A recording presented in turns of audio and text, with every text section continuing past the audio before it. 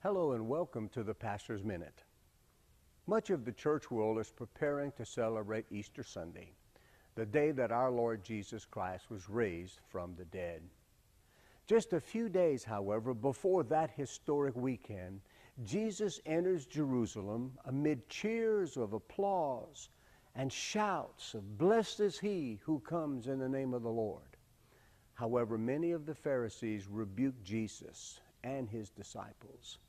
Jesus knew near the city, he began to weep, for he knew that Jerusalem would be leveled by an invading army because they didn't recognize their day of visitation. A study of the Gospels reveals that when Jesus visits a place or a person, things happen. He was walking through Jericho one day when a little man named Zacchaeus climbed up a tree to see Jesus. I believe he was more hungry for a real touch from God than curious. Jesus entered his house and said, "Today salvation has come into this house." In John's Gospel, Jesus attended a wedding and turned water into wine. He visited the pool of Bethesda, a place where invalids gathered, and healed a man who had been paralyzed for 38 years. You see, when Jesus visits, even the impossible becomes possible.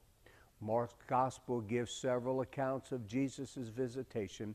A woman with an issue of blood seizes her opportunity by just touching the fringe of his garment and received her healing by faith.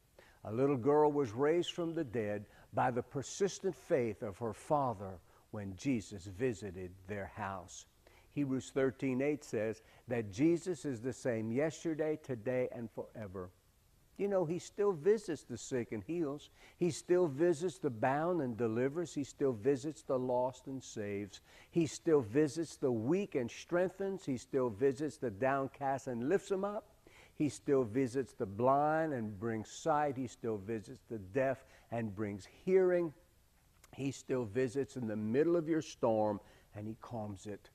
Listen, don't miss your day of visitation. Receive him into your life today. Just as always, it's the truth you know and walk in that sets you free. I'm Pastor Carl, and this is the Pastor's Minute.